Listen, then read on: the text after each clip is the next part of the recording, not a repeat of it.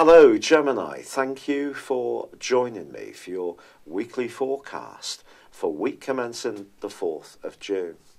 This week sees a quarter moon in the sign of Pisces, but it's going to be combining with Neptune, the planet of dreams, which ironically is squaring up to the Sun in your sign for the whole of the week.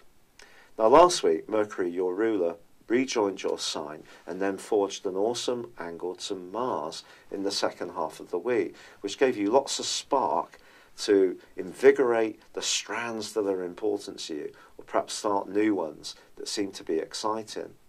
But this week, you could find yourself having a few self-doubts, or you may encounter somebody who tends to be a bit of a doubting Thomas.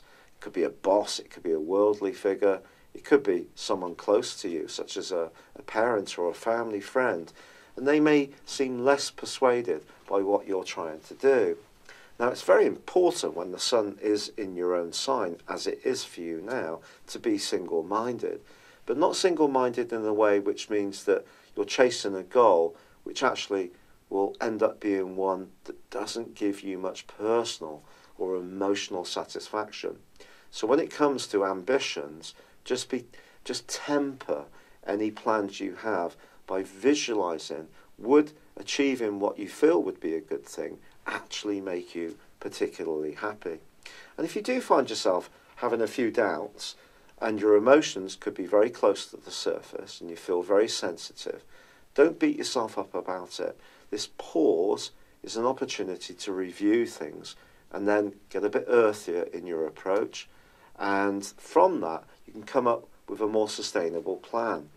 Now, Venus, the planet of love and attraction, continues for you in a very lusty part of your scope, but it's in opposition with Pluto, the planet of secrets, of drive, but also of power.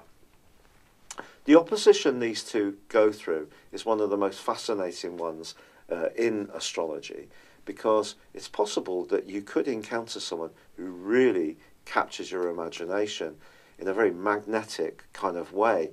Yes, you can really fancy them, put bluntly, or there can be more sexual intensity around an existing relationship. But if someone does try to enthuse you in terms of their attraction to you, or about a get-rich-quick scheme, or a business matter, again, try to take your time. I'm sorry if this week doesn't seem quite as go-getting as the second half of last week, but the planets are just asking you to rebalance by being in tune with the more sensitive side of your nature, but not getting swept away with dreamy goals that may not come to anything. And if you do encounter this person who is so exciting and does get you really revved up about what they're proposing, just be conscious of what their motives may be, but also your own. It's been a real pleasure being with you. Thank you for joining me.